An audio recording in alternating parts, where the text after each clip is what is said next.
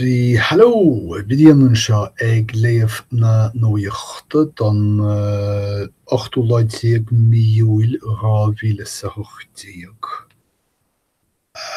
Di céadain agus beidir nach mai sé sulir fictúr céird é an scéal mór im líana ach is sé an méid dúirt Donald Trump leis na meáin i Helsinki.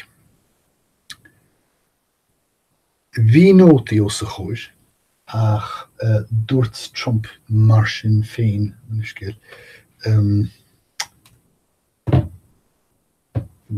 dar leis nach rá clíon fáirteachas bith idir a achtas agus na Rúsí. Seo agus teacht chun solas go raibh cuid mhaith buail dá achtas in díon teagháil leis na Rúsí. Ach dá gúirte sé agus leanaí sé leis an árá. Beanítar mar rinne faoi léigear. Séirde der Trump idir an dálín ná labhair sé gceart agus in áit a rá nach rá muoín ag sna seirbhísí feisnéise Meiriceá tá sé rá gur bé gceiste gur béirde bhí gceiste aige ná rá gur rá muoín aige sna seirbhísí feisnéise. Dyn chiad dúirs na mór bheáin táthar ag úsáid an focail tréas. Agus tá cuid daoine eile ag chuir tréitúis i lé an úsáil Trump agus fealtóir. Idir an dálín ní fis cé becheartúin muoín antaobh a chorán ainear na Rúsí péadóireacht sa táchaán Nuacht nearna. Méisio leis a bhótáil. Neachar siad a bhaim a bróisi as bhótála.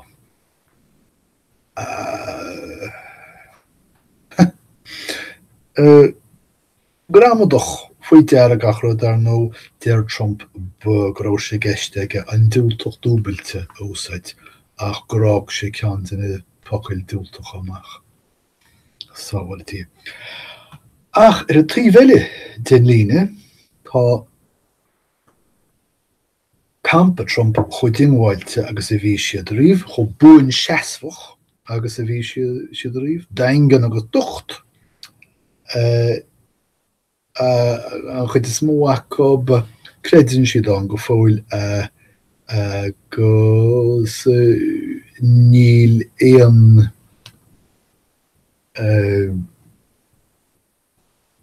áard á thuirt an meáncóg an túplais a rinne Trump lehan méid a dúirte. Ach cuid mhaid in champa sin níl táirlathe ach gur cuidiú lena rún daingne.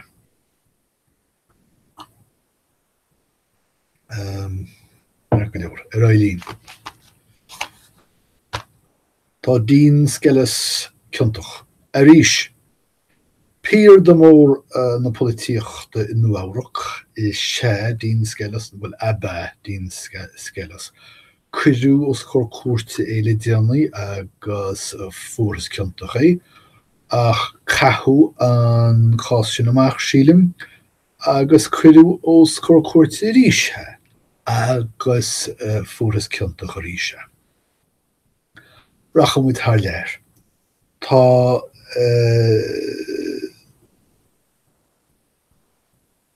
an India ag folingt faoi háire nach rá acu le blianta fada. Ní chéad an pictúr ní agam an féidir leat eáil an méid gléas airchóirithe atá crocha amachchas na foiinneoigí an sin. Tá tinis tá ceangailte le teas, róthas tar éis oibre go leor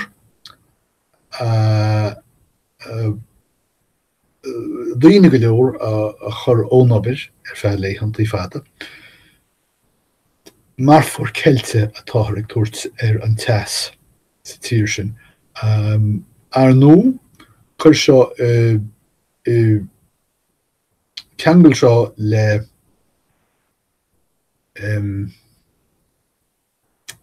le droch bhhail an éir sa tír sin agus seo tá agat ná fuirim le bháis. Well, ní mó násásta tá an Eorp le Meiriceá ná Donald Trump. Agus fecinn siad dearcan nó meán nua ag techt óna Stáit Untaithe. Atá gá spreaga partnéirí Comhghuaillithe nua lorg i náit san éile. Agus atá an sean Comhghuaillithe na Stáit Untaithe ag scaoileadh na geangal trádála. Meon scialta. Tá California de réirí chéile ag buga na leibhithe agus ag bhunú tuile bhánaí. Tuile bhás, maile an focail sin mar théarma.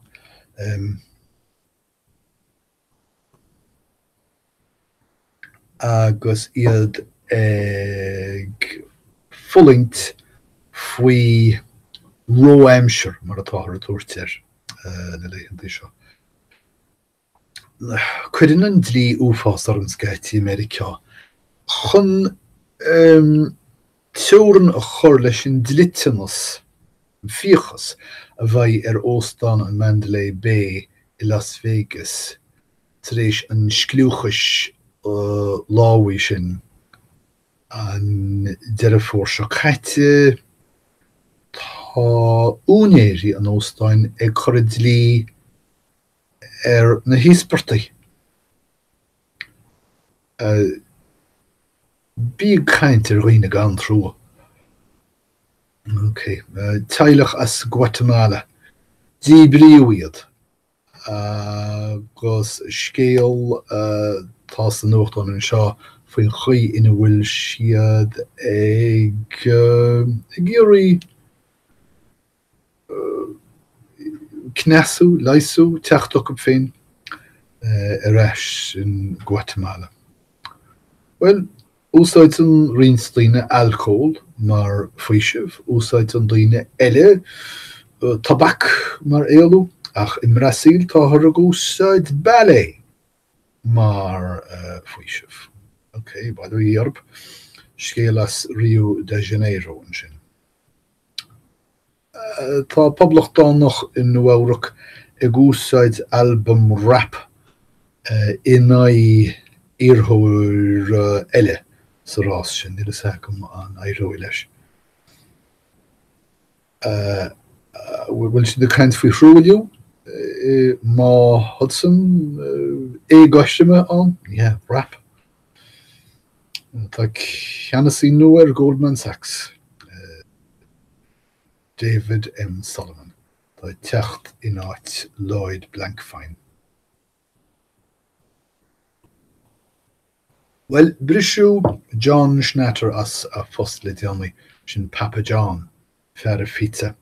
Tar éis go an focail N a úsáid go poiblí. Ach seo é ag strachailt tar éis rís ag rá gur cás dúbháil a bhí gceist. Well, cóghardis leis le léig Meiriceá sa dtíorchlife bhuair siad ar an léig náisiúnta 8 pointe na sé sa clifa All-Star. Cstead nó nácred bhí 10 rithbhaile sa chlifa sin. Tú gíre jogurt baile dhéanamh. Well, tá an tála leat an jobh, mar tá teoir sa bhorlíntán an bhí in jobh. Sin iad na scéalta móra. Bhfuil é nachil simúla agan inniuh, bhfuil muise tá. Má bhígan rud go rialta, tugta frithhúla sin. Chu sin go teas is tócha go míon do chraigh frithhúla. Is an grithil, fóstar, fódar agus fothraga sort. Is an aibreabhar agus gníomhara, nes. Agus má bhíonn tú dána, bíonn tú teantáach agus mí áireach freisin. Well, sin iad na scéalta móra, tá sin am domsa éirt baile, so tá súlagam gur bhain sibh úsáid nó tainmh nó rudi cíns as na scéalta sin agus go mbeidh muid a caint na chéile rís ar bhhaid idir an dálíonn goim ra dé a rih go déir slán.